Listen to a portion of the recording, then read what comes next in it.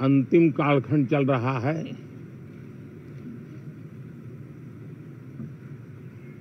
देश पूरे उमंग और उत्साह के साथ 2025 के स्वागत की तैयारी में भी लगा हुआ है। साथियों, संसद का ये सत्र अनेक प्रकार से विशेष है और सबसे बड़ी बात है, हमारे संविधान के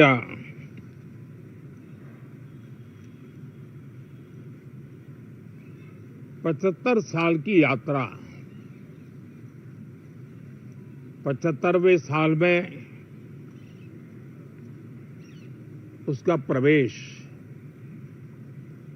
ये अपने आप में लोकतंत्र के लिए एक बहुत ही उज्जवल अवसर है। और कल संविधान सदन में सब मिलकर के इस संविधान के 75वें वर्ष की उसके उत्सव की मिलकर के शुरुआत करेंगे।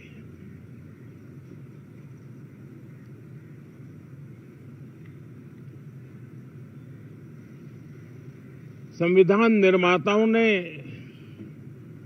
संविधान निर्माण करते समय एक एक बिंदु पर बहुत विस्तार से बहस की है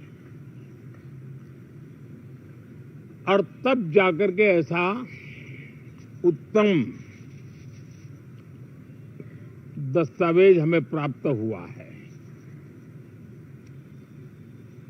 और उसकी एक महत्वपूर्ण इकाई है हमारी संसद। हमारे सांसद भी और हमारी संसद भी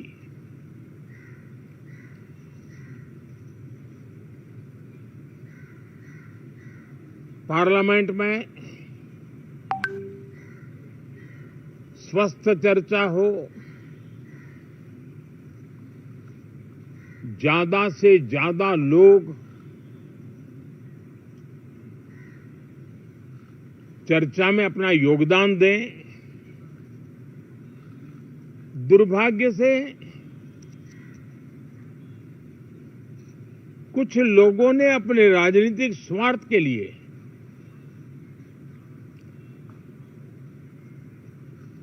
जिनको जनता ने अस्वीकार किया है, वे संसद को भी मुट्ठी भर लोगों के हुड़दंगबाजी से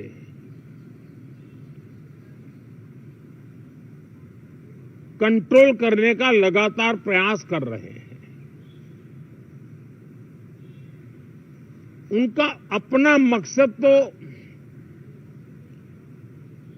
संसद की गतिविधि को रोकने से ज्यादा सफल नहीं होता है और देश की जनता उनके सारे व्यवहारों को काउंट करती है और जब समय आता है तो सजा भी देती है। लेकिन सबसे ज्यादा पीड़ा की बात यह है कि जो नए सांसद होते हैं, नए विचार, नई ऊर्जा लेकर के आते हैं और ये किसी एक दल में नहीं, सभी दल में आते हैं। उनके अधिकारों को कुछ लोग दबोच देते हैं। सदन में बोलने का उनको अवसर तक नहीं मिलता है। लोकतांत्रिक परंपरा में हर पीढ़ी का काम है आने वाली पीढ़ियों को तैयार करे, लेकिन 80-80, 90-90 बार जनता ने जिनको लगातार नकार दिया है, वे न संसद में चर्चा होने देते हैं, न लोकतंत्र की भावना का सम्मान करते हैं, न ही वह लोगों की आकांक्षाओं का कोई महत्व समझते हैं, उनका उसके प्रति कोई दायित्व है वो कोई समझ पाते हैं। और उसका परिणाम है वो जनता की उम्मीदों पर कभी भी खरे नहीं उतरते हैं और परिणाम स्वरूप जनता को बार बार उनको रिजेक्ट करना पड़ रहा है। साथियों, ये सदन लोकतंत्र की 2024 के पार्लियामेंट के चुनाव के बाद देश की जनता को अपने अपने राज्यों में कुछ स्थानों पर अपनी भावना, अपने विचार, अपनी अपेक्षाएं प्रकट करने का अवसर मिला है। उसमें भी 2024 के लोकसभा के चुनाव के नतीजों को और अधिक ताकत दी गई है राज्यों के द्वारा, और अधिक बल प्रदान किया गया है, और अधिक समर्थन का व्याप बढ़ा है।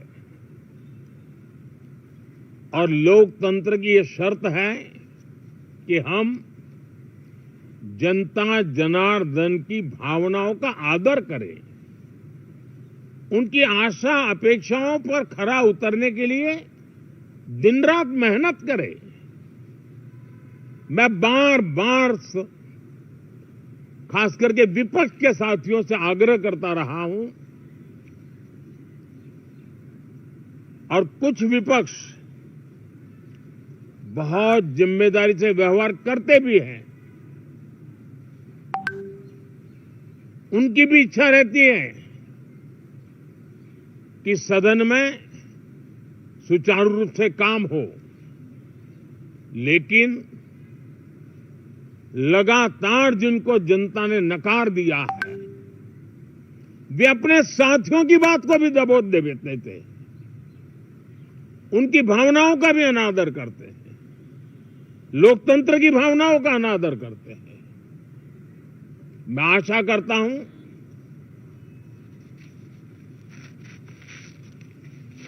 कि हमारे नए साथियों को अवसर मिले। सभी दल में नए साथी हैं, उनके पास नए विचार हैं, भारत को आगे ले जाने के लिए नई नई कल्पनाएं हैं। और आज विश्व भारत की तरफ बहुत आशा भरी नजर से देख रहा है। तब हम संसद का समय का उपयोग वैश्विक स्तर पर भी भारत के आज जो सम्मान बढ़ा है, भारत का प्रति जो आकर्षण बढ़ा है, उसको बल प्रदान करने वाला हमारा व्यवहार रहना चाहिए। विश्व के अंदर भारत को ऐसे अवसर बहुत कम मिलते हैं जो आज मिला है, और भारत की संसद से वो संदेश भी जाना चाहिए कि भारत के मतदाता उनका लोकतंत्र के प्रति समर्पण, उनका संविधान के प्रति समर्पण, उनका संसदीय कार्य पद्धति पर विश्वास, संसद में बैठे हुए हम सबको जनता जनार्दन की इन भावनाओं पर खरा उतरना ही पड़ेगा।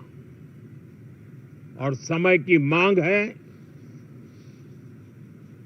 हम अब तक जितना समय गंवा चुके हैं उसका थोड़ा पश्चाताप करें, और उसका परिमार्जन करने का उपाय यही है कि हम बहुत ही तंदुरुस्त तरीके से हर विषय के अनेक पहलुओं को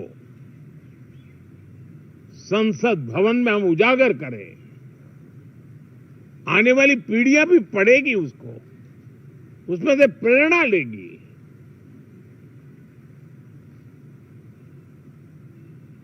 मैं आशा करता हूं